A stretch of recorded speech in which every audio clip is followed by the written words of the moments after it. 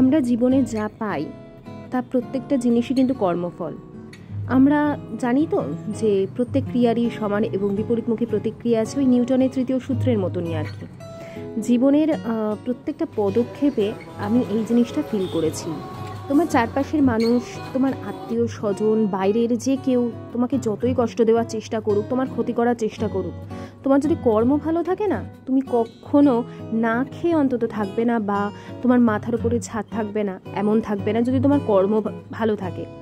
আমি একবার ভিডিওতে পড়েছিলাম যে অনেক সময় অনেক অসুখে না, যেখানে দাওয়া কাম করে না সেখানে দুয়া কাম করে, অর্থাৎ আশীর্বাদ, মানুষের থেকে পাওয়া আশীর্বাদ সেখানে কাজ করে, যেখানে ওষুধ কাজ করে না। সেই কথাটা ধরেই মনে হলো আজকের ভিডিওটা শুরু করি।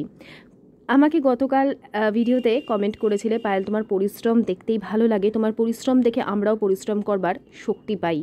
সত্যি বলতে কি, আজ না হয় ইউটিউব করে আমি বেশ কিছু পয়সা রোজগার করি, ইন্টারেস্ট আসে তোমাদের সাথে কাজগুলো গুছিয়ে শেয়ার করতে।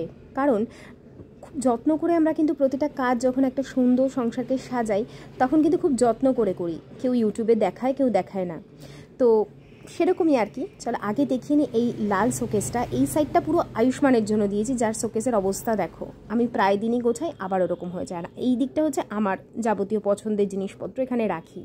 আমার দিকটা আমি সুন্দর করে গুছিয়ে রেখে দিই। ওকে আমি বারবার বলি, তুমি কিন্তু যখন যেটা নেবে সেটা আবার জায়গা মতন রাখবে, হয়তো আস্তে আস্তে শিখে যাবে। তো এখানে দেখো যাবতীয় টুকটাক কাজকর্ম যা থাকে, সকাল থেকে তো শুরু হয়েই গেছিলো। এখন চা থেকেই না হয় আমি তোমাদের ভিডিওটা স্টার্ট করি বলতে পারো। তো আমি যেটা তোমাদের বলছিলাম, বেশ কিছু মানুষকে, যারা একটা সময় অনেক কষ্ট মানুষকে দিয়েছে, আঘাত দিয়েছে, তাদের যখন পরে দুঃখ পেতে দেখি না, কষ্ট পেতে দেখি, তখন না খুব ভেঙে পড়ি আমি। যতই হোক কাছের মানুষদের দুঃখ কষ্ট আমরা কিন্তু সহ্য করতে পারি না, কিন্তু ওই যে যখন মানুষের রক্ত গরম থাকে, যখন তাদের বয়স কম থাকে, তারা মানুষের একটু আধটু ভুল ত্রুটিকে যদি একটু ক্ষমা সুন্দর দৃষ্টিতে দেখতো না, তাহলে তাদেরও সেই কর্মফলটা ভোগ করতে হতো না। তারা আরও সুন্দরভাবে মানে জীবনটা যাপন করতে পারতো, বা আস্তে আস্তে শেষের পথে খুব সুন্দরভাবে ভগবানের শ্রীচরণে চলে যেতে পারতো। কিন্তু ওই যে সেই এই সব দেখে না নিজের কর্মকে খুব কন্ট্রোল করতে ইচ্ছে করে, নিজের কাজকে নিজেই এখন ভয় পাই যে আমার এই কাজটা করবার ফলে কারোর ক্ষতি হবে না তো, আমার এই কথাটাতে কেউ দুঃখ পাবে না তো। তাই জন্য আমি সবসময় আমার ভিডিওতে বলি না যে কর্মফল। অনেকে বলে তুমি খুব সুপারস্টিশিয়াস। আমার দিক থেকে আমি যদি একটু সুপারস্টিশিয়াস হতে, আমার দিক থেকে যদি কারোর কোনো ক্ষতি না হয়, বা আমার নিজের কর্ম যদি ভালো হয়, তাতে ক্ষতিটা কি? ভালো ছাড়া তো খারাপ নয়, তাই না? যাই হোক, বেশ কিছু কথা তোমাদের সাথে শেয়ার করি এই ধরনের ভিডিও করতে করতেই। আশিসকে সকালবেলা গরম জল দেব, স্কুল থেকে আয়ুষ্মানকে দিয়ে চলে এসেছে। আমন্ড ছাড়িয়ে ওর হাতে এখন আমি দেব। ও কাজে বেরোবে, কাজে বেরোনোর আগে যা যা ফোন কলস থাকে সেই সমস্তই অ্যাটেন্ড করছে। তো হাতে করে দিলে তবে বাদাম খায়, না হলে সেই বাদামগুলো ভেজানোই পড়ে থাকে। হয়তো কোনো কারণে ঝগড়া হয়েছে, ওকে হাতে করে আমি বাদাম দিইনি, পড়েই থাকবে। আর আজকে ছিল শনিবার, আমার মাসের প্রথম শনিবারটা আমরা যাই হচ্ছে মেট্রো ক্যাশ অ্যান্ড ক্যারি। আজকেও যাব। ঠিক ও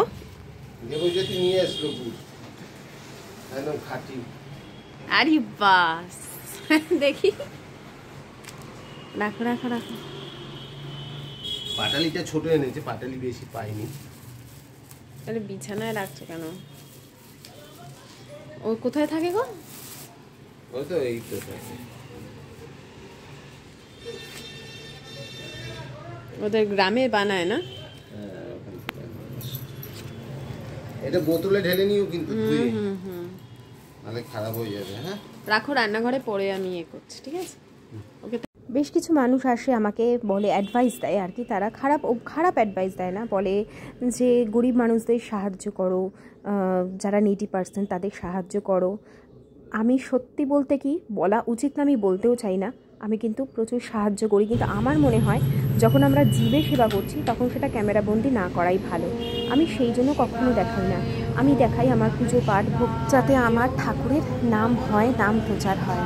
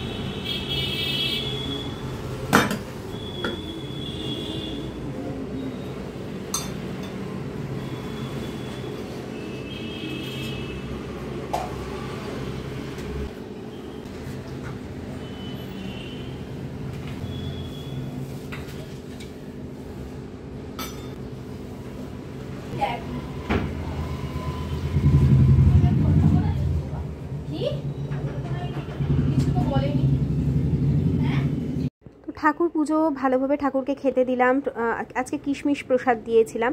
তারপরে ভালোভাবে ঠাকুরের জায়গাটা না আমি একবার মুছি, মানে পুজো পাঠ হয়ে গেলে আমি আবার ঠাকুরের জায়গাটা ভালো করে মুছে তারপরে এখানে কর্পূরের আরতি করছি।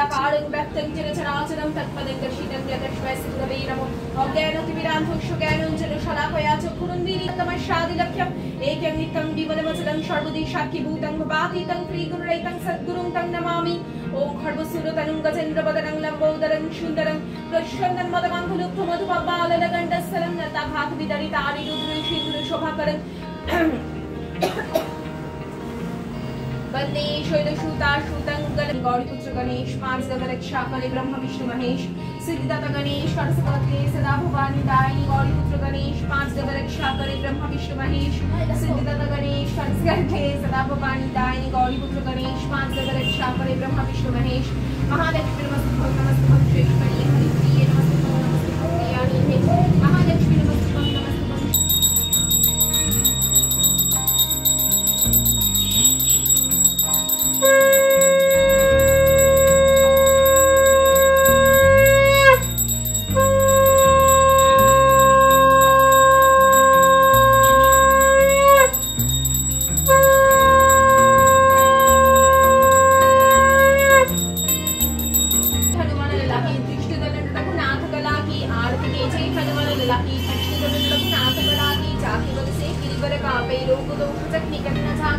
अंजलि पुत्र महाबलदाय संतान के प्रभु सदा सहाय आरती कीजिए हनुमान लला की रघुनाथ कला की अंजलि पुत्र महाबलदाय संतान के प्रभु सदा सहाय। আমাকে জিজ্ঞেস করেছো একজন যে ধূপ আমি কেন ধূপকাঠি আনছি না, এটা যেটা এখন মানে জ্বলছে সেটা কিন্তু কাঁচা ধূপ, বা যেগুলো খুব দামি অর্গ্যানিক ধূপ আছে সেগুলোই ব্যবহার করা উচিত, কারণ যে ধূপকাঠি আমরা জ্বালাই সেগুলো কিন্তু কেমিক্যাল এবং ভীষণ ভীষণ ক্ষতিকর।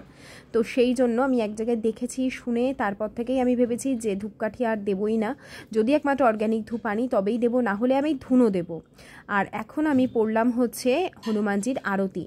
गाना चरित बहुत विधि कीन हो जाए कई कथा सुनाई मात बुझाई जे ही प्रकार शुद्ध प्रेम लहाई माता पुनि बोली सोमति डोली तजबुता की यह कृपा की जे शिशुलीला अति प्रियोशीला यशुक परम अनुपा सुनि वचन सुजाना रोदन ठाना होई बालक सुर भूपा यह चरित जगावही हरि पद पावही तेना पड़ोही बहु कृपा। जय श्री राम जय श्री राम जय श्री राम जय मृत्युंजय जय मृत्युंजय जय मृत्युंजय जय श्री लखन जय श्री लखन जय श्री लखन राम लक्ष्मण जानकी जय बोल हनुमान की राम लक्ष्मण जानकी जय बोल हनुमान की राम लक्ष्मण जानकी जय बोल हनुमान की जय हनुमान जय हनुमान जय हनुमान जय हनुमान जय हनुमान। আমরা কেমন সেটা সবথেকে কে ভালো জানে বলো তো? আমাদের ঈশ্বর, যে আমাদের অন্তরে কি আছে, আমরা কেমন। আমি তোমাদের বারে বারেই বলেছি যে এই বছরটা খুব ভালো যাবে সকলের, দেখো তোমরা ভালো যাবেই, আর মন থেকে বিশ্বাস করো। আর একটা জিনিস সবসময় মনে রেখো, তুমি এতদিন যাই করে থাকো, নেক্সট স্টেপ যেন তোমার ভালো থাকে, তোমার সবসময় ভালো হবেই। আর আমার এই কথাগুলো অনেকে মোটিভেশন পায়, আবার অনেকের কাছে মনে হয় বেশি জ্ঞান বেশি জানে। যাদের মনে হয় যে এগুলো ভালো লাগছে না, প্লিজ ইগনোর করে যাওয়াটাই বেটার, কারণ সবার জন্য সব কিছু হয় না, সেটা বুঝতে হবে। যাদের যেই জিনিসে ইন্টারেস্ট, প্রচুর জিনিস নিয়ে এখন ইউটিউবে ভিডিও আসে, যে যার পার্সোনাল জিনিসপত্র একদম ওপেন দেখিয়ে দেয়, তো সেগুলোও অনেকের ইন্টারেস্ট থাকে, তারা সেই জিনিস দেখবে। তো যাদের এগুলো ভালো লাগবে না, কোনো প্রয়োজন নেই, জাস্ট ইগনোর করে যাওয়াটাই বেটার, কাউকে জোর করে ভিডিও দেখানো হয় না। তো যাই হোক, ঠাকুরের যে আমি শিব বাবাকে যে কাপড় দিয়ে মোছাই, সেই কাপড়টা আবার ভালো করে ওয়াশ করে কিন্তু মেলে দিয়েছি। আর গামছা গতকালে ঠাকুরের জায়গাগুলো পরিষ্কার করেছিলাম, তো সেই গামছাটাও ধুয়ে গতকাল মেলে দিয়েছিলাম। এই জায়গাটা শুধু ঠাকুরের জিনিসপত্র মেলি, এই বারান্দাটাতে, তো সেইগুলো আমি আবার যেগুলো আজকে কাচলাম সেগুলো এখান দিয়ে মেলে দিলাম। দিয়ে এখন ঠাকুরকে একটু ভালো করে প্রণাম করব, সারা ঘরের দুয়ারে যে প্রদীপ জ্বালিয়ে মানে যে দিয়া দিয়েছিলাম সেটা একটু দেখাবো। আর এই জায়গাটা হচ্ছে আমার সব থেকে শান্তির জায়গা। আর এই ঠাকুরের দেখো বিভিন্ন ধরনের বিভিন্ন কাজের জন্য আলাদা আলাদা আমি বাটি কিনে নিয়েছি। ঘর মোছার জন্য একটা আলাদা বাটি নিয়েছি, মানে ঠাকুরের ঘরটা মোছার জন্য, সব কিছুর জন্য আলাদা আলাদা করে বাটি কেনা। এই জন্যই ঠাকুরের জিনিস একটা একটা করে আমার কেনা হয়ে যায়।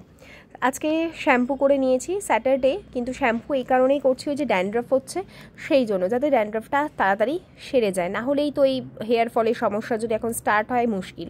তাহলে সকলে বলবে পায়েল তুমিই বলতে হেয়ার ফল নিয়ে এখন বলছো তোমারই হেয়ার ফল হচ্ছে, সেই জন্য যাতে না হয় আমি সবসময় স্ক্যাল্পটাকে পরিষ্কার রাখি। যাদের ড্যান্ড্রাফ হচ্ছে, চুল উঠছে, আগে স্ক্যাল্প পরিষ্কার করো। যাদের প্রচুর চুল উঠছে সপ্তাহে 2 থেকে 3 দিন শ্যাম্পু করো, যে শ্যাম্পু তোমার স্যুট করে। আর কন্ডিশনার তো মাস্ট, একদম মাস্ট। তার সাথে 4 থেকে 5 বার সারাদিনে চুল আঁচড়াতেই হবে। সকাল থেকে সব কাজকর্ম কমপ্লিট হয়ে গেছে, খালি জামা কাপড়গুলো কেচে ওইখানে রেখে দিয়েছি, দেখতে পাচ্ছ? তারা দেখতে পাবে না, আলো বাইরে খুব আলো লাগছে। বালতির মধ্যে রাখা আছে, ছাদে যাব খালি মেলতে।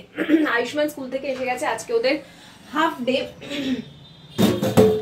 আর ওদের ব্রেকফাস্টও হয়ে গেছে। আমি এখন খালি ব্রেকফাস্ট করব, তোমাদের দেখাই আজকে আমাদের ব্রেকফাস্ট কি। কালকে বানিয়ে রেখে দিয়েছিলাম, তোমরা যারা গতকালের ব্লগ দেখেছো তারা জানো যে আজকের ব্রেকফাস্ট আমাদের মোমো, আটার মোমো। 4টে করে হয়েছে কালকে, কটা না 4টে করে হয়নি, ওরা 5টা করে খেয়েছে, আমার 4টে। তো এটা টমেটো সস দিয়ে খাবো। এখন আর টেবিল তুলবো না, একেবারে লাঞ্চের টাইমে টেবিলটা তুলবো।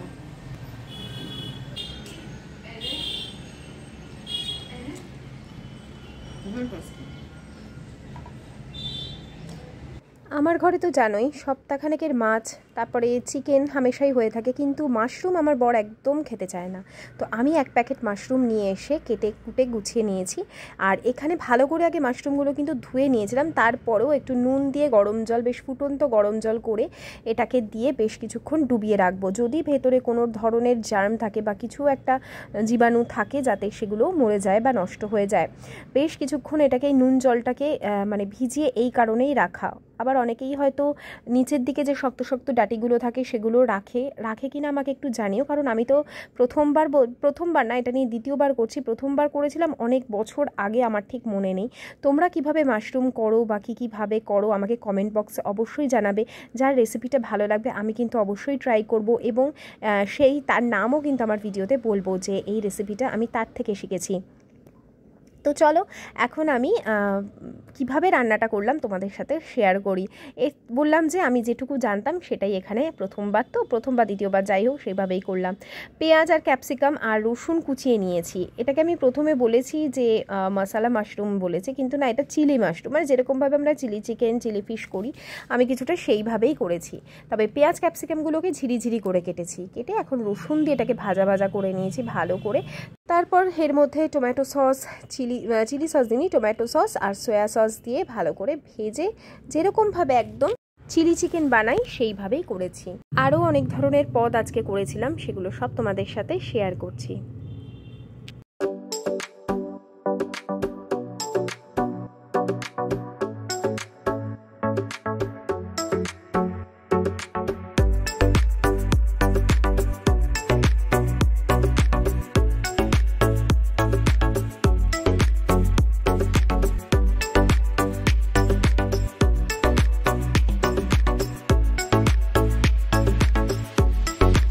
এখানে করেছিলাম কাঁচা টমেটোর ডাল, শুধুমাত্র কারি পাতা আর সর্ষে ফোড়ন দিয়ে। তোমরা অবশ্যই একটা শুকনো লঙ্কা দিও আর অল্প নুন অল্প মিষ্টি দিয়ে ডালটা করো, খুব ভালো লাগে খেতে। যতদিন কাঁচা টমেটো আছে ততদিন এই ডালটা খেয়ে যাও, ভীষণ ভোকারিও। আর এখানে করেছিলাম বেগুন পোড়া আর কি, বেগুন পুড়তে দিয়েছি, তার সাথে দিয়েছি একটা টমেটো। খুব ভালো লাগে টমেটো আর বেগুন একসাথে পুড়িয়ে মাখলে, তার সাথে যদি অল্প কাঁচা লঙ্কা দিয়ে, কাঁচা লঙ্কাটাকেও একটু পুড়িয়ে নিতে হবে, কিন্তু আমি কাঁচা লঙ্কাটা দিতেই মানে পোড়াতে দিতেই ভুলে গেছিলাম। যাই হোক, এটা তখন অনেকটা হয়ে গেছে। তারপরে এদিকে বসিয়ে দিয়েছি আমার জন্য ব্রাউন রাইস, ওদের জন্য ভাত অলরেডি হয়ে গেছে, আর এদিকে আমার ব্রাউন রাইস হচ্ছে।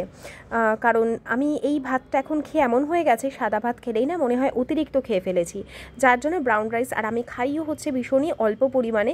আমাকে জিজ্ঞেস করেছিলে যে আমি কতটা পরিমাণে ভাত নিই, আমি ঠিক পরিমাণটা বলতে পারবো না, ওই 1 মুঠ চাল কি তার থেকে একটু হয়তো বেশি উঠলে যেরকম হয় সেরকমই।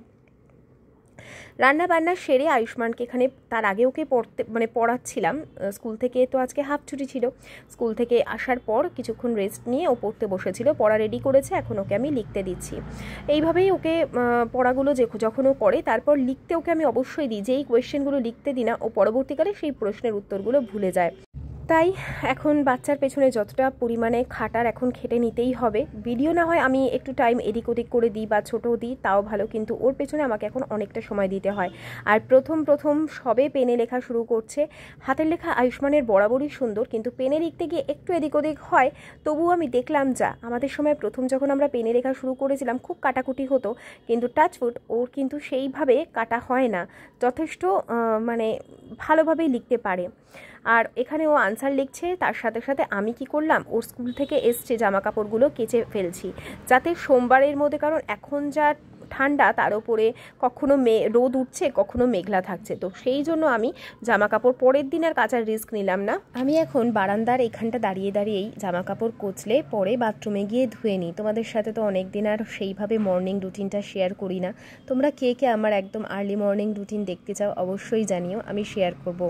ব্যাস আশিস আসার কি খালি অপেক্ষা করছি, তারপর লাঞ্চে বসবো। তো তোমাদের সাথে শেয়ার করছি আজকে কি মেনু বানালাম, ঠিক আছে। প্রথমে এখানে হচ্ছে শিম, সর্ষে আর পোস্ত দিয়ে, তারপরে এটা হচ্ছে তো তোমাদের সাথে শেয়ার করলাম, এটা হচ্ছে মাশরুম মশলা করলাম। এটা হচ্ছে কারি পাতা দিয়ে কাঁচা টমেটো দিয়ে ডাল, তার সাথে আছে বেগুন আর টমেটো পোড়া একসাথে, কাঁচা মানে বেগুন আর টমেটো পুড়িয়ে কাঁচা সর্ষের তেল কাঁচা পেঁয়াজ দিয়ে মাখা। আর এটা আমার ভাত, এখানে আশিসদের ভাত। কতদিন পরে ভালো খাবার খাচ্ছিস। হ্যাঁ এটা ঠিক, মাছ মাংস আর ভাল লাগে না, লেগে যায় আর ভালো, মুখটা একদম টকে যায়। মাছ মাংস খেলে মুখ টকে যায়। তো আজকের খাবারটা আমাদের একদমই অন্যরকম ছিল আর ভীষণ আমাদের মনের কাছের খাবার ছিল। তো এরপরে বিকেলে তাড়াতাড়ি করে রেডি হয়ে আয়ুষ্মানকে আমার মায়ের কাছে রেখে দিয়ে আমরা গেছিলাম হচ্ছে মেট্রো ক্যাশ অ্যান্ড ক্যারি, যেটার ভিডিও তোমরা নেক্সট ব্লগে পাবে। আজকের মতন টাটা।